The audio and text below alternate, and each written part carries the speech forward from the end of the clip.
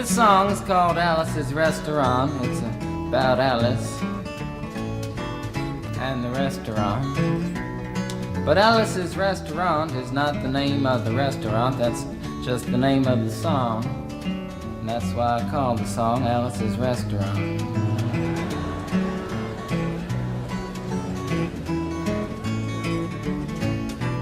You can get anything you want at Alice's Restaurant.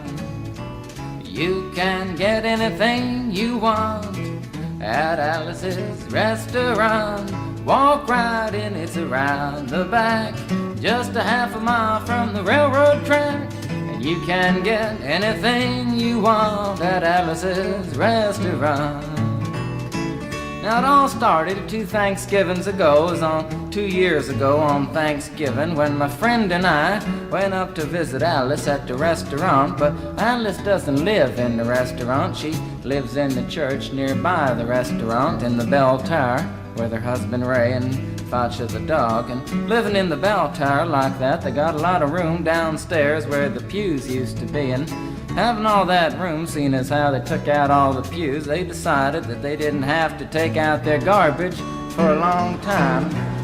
We got up there, we found all the garbage in there, and we decided it'd be a friendly gesture for us to take the garbage down to the city dump.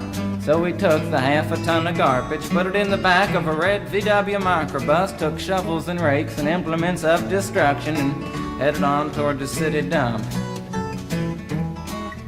Well, we got there, and there's a big sign and a chain across the dump saying closed on Thanksgiving, and we had never heard of a dump closed on Thanksgiving before, and with tears in our eyes, we drove off into the sunset looking for another place to put the garbage.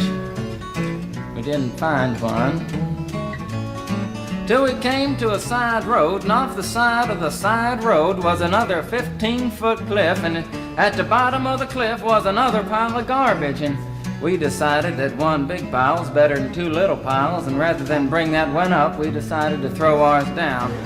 That's what we did. Drove back to the church, had a Thanksgiving dinner that couldn't be beat, went to sleep and didn't get up until the next morning when we got a phone call from Officer Obie. He said, "Kid, we found your name on an envelope at the bottom of a half a ton of garbage, and just wanted to know if you had any information about it." And I said, "Yes, sir, Officer Obie, I cannot tell a lie. I put that envelope under that garbage." After speaking to Obie for about 45 minutes on the telephone, we finally arrived at the truth of the matter and said that we had to go down and pick up the garbage, and also had to go down and speak to him at the police officer station. So we got in the red VW microbus with the shovels and rakes and implements of destruction, headed on toward the police officer station. Now, friends, there was only 1 or 2 things that Obie could have done at the police station, and the first was that he could have given us a medal for being so brave and honest on the telephone, which wasn't very likely, and we didn't expect it. Another thing was that he could have bawled us out and told us never to be seen driving garbage around the vicinity again, which is what we expected. But when we got to the police officer station, there was a third possibility that we hadn't even counted upon, and we was both immediately arrested, handcuffed. And I said, "Obie, I don't think I can pick up the garbage with these handcuffs on." He said, "Shut up, kid. Get in the back of the patrol car," and that's what we did, and sat in the back of the patrol car and drove to the, quote, "scene of the crime," unquote. I want to tell you about the town of Stockbridge, Massachusetts, where this happened. Here they got 3 stop signs, 2 police officers and 1 police car, but when we got to the scene of the crime, there was 5 police officers and 3 police cars, being the biggest crime of the last 50 years, and everybody wanted to get in a newspaper story about it. And they was using up all kinds of cop equipment that they had hanging around the police officer station. They was taking plaster tire track footprints, dog-smelling prints, and they took 27 8x10 color glossy photographs with circles and arrows and a paragraph on the back of each one explaining what each one was to be used as evidence against us. Took pictures of the approach, the getaway, the northwest corner, the southwest corner, and that's not to mention the aerial photography. After the ordeal, we went back to the jail. Obie said he was going to put us in the cell. Said, "Kid, I'm going to put you in the cell. I want your wallet and your belt." And I said, "Obie, I can understand you want my wallet so I don't have any money to spend in the cell, but what do you want my belt for?" And it said, "Kid, we don't want any hangings." I said, "Obie, did you think I was going to hang myself for littering?" Obie said he was making sure, and friends Obie was, 'cause he took out the toilet seat so I couldn't hit myself over the head and drown. And he took out the toilet paper so I couldn't bend the bars, roll the toilet paper out the window, slide down the roll and have an escape. Obie was making sure, and it was about 4 or 5 hours later that Alice, remember Alice? It's a song about Alice.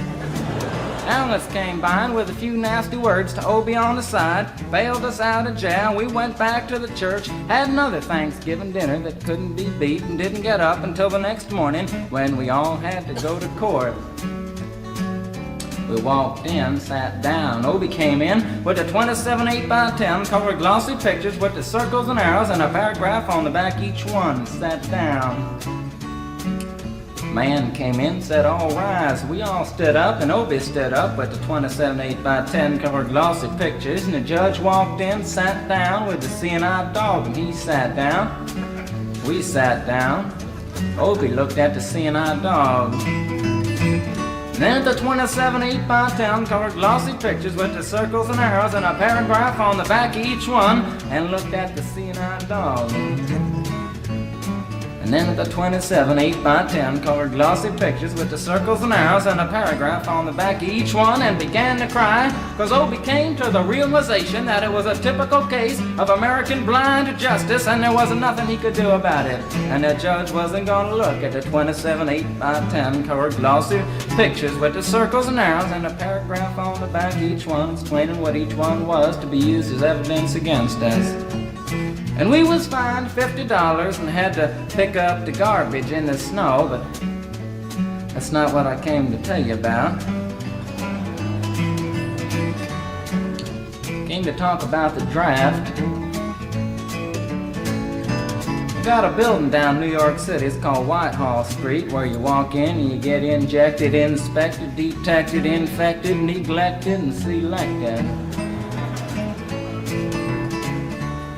I went down to get my physical examination one day, and I walked in, I sat down, got good and drunk the night before, so I looked and felt my best when I went in that morning.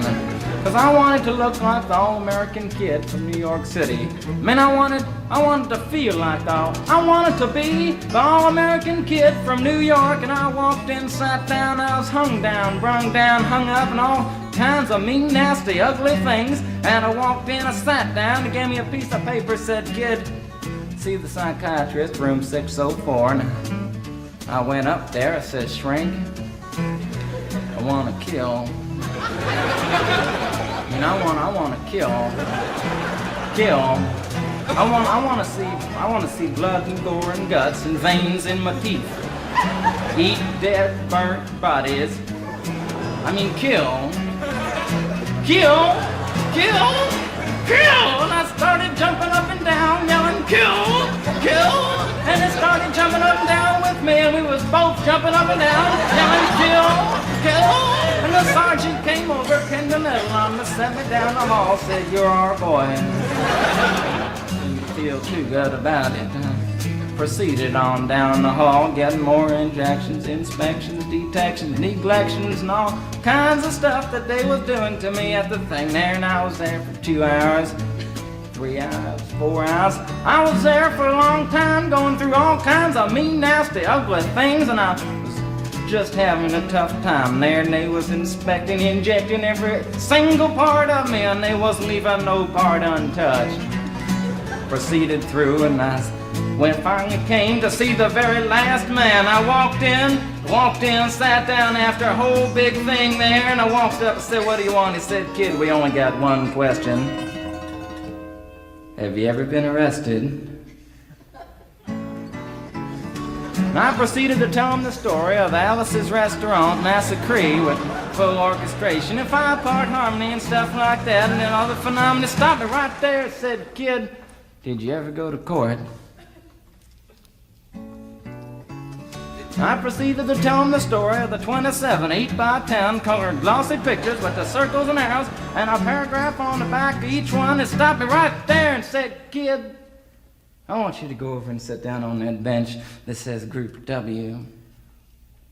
Now, kid."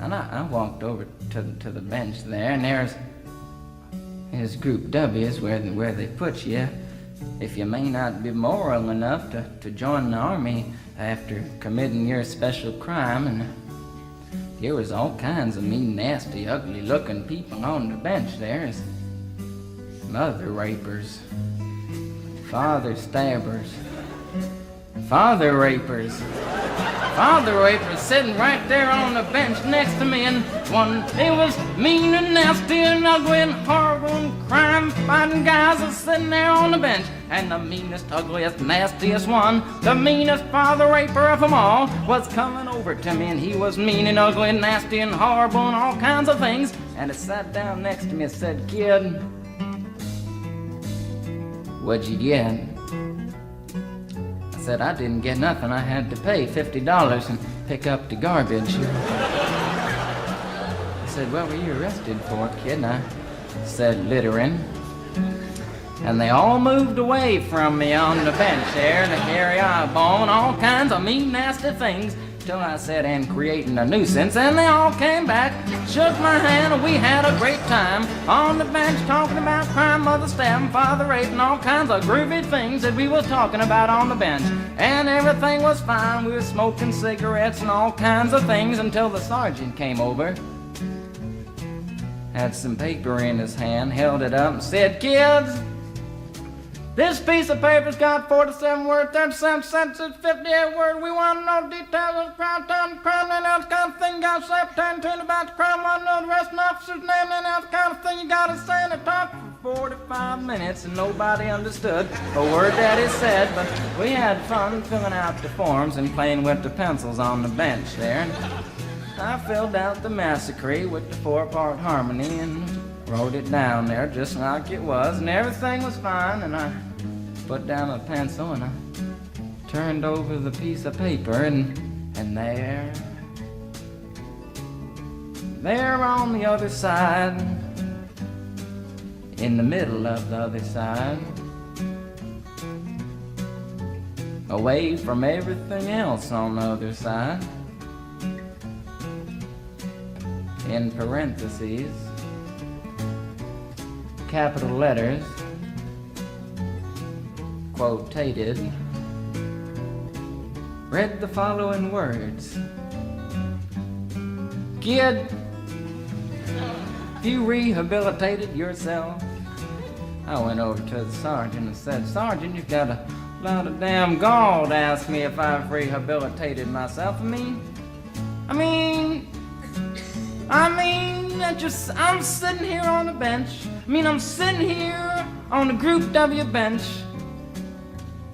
because you want to know if I'm moral enough to join the army, burn women, kids, houses, and villages after being a litter bug." He looked at me and said, "Kid, we don't like your kind. And we're going to send your fingerprints off to Washington, and friends, somewhere in Washington, enshrined in some little folder, is a study in black and white of my fingerprints. And the only reason I'm singing you the song now is because you may know somebody in a similar situation.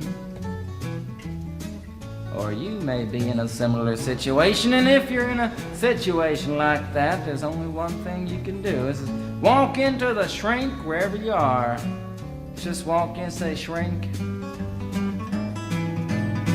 you can get anything you want at Alice's restaurant,' and walk out. If just one person does it, they may think he's really sick and they won't take him. And if two people do it in harmony, they think they're both faggots and they won't take either of them. And if 3 people do it,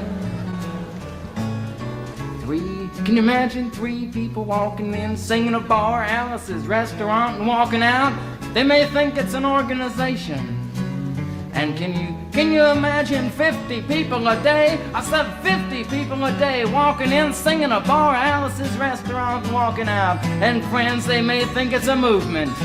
And that's what it is. The Alice's Restaurant anti-Massacree movement. And all you gotta do to join is to sing it the next time it comes around on the guitar with feeling. So we'll wait till it comes around on the guitar here. Sing it when it does.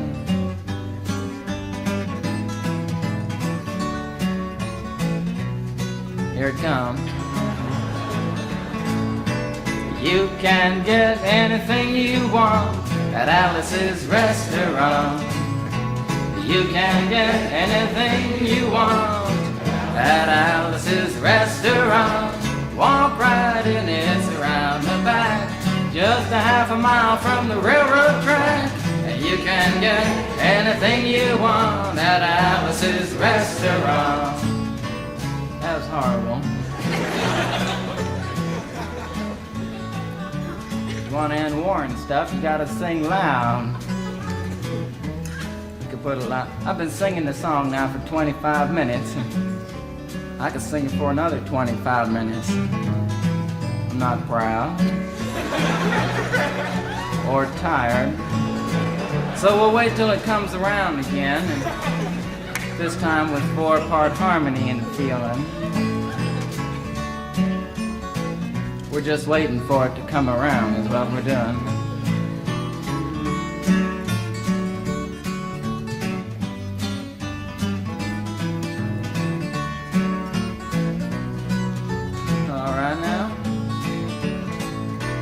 You can get anything you want at Alice's Restaurant. Excepting Alice, you can get anything you want at Alice's Restaurant. So walk right in, it's around the back, just a half a mile from the railroad track. And you can get anything you want at Alice's Restaurant. Da da da da da da da. At Alice's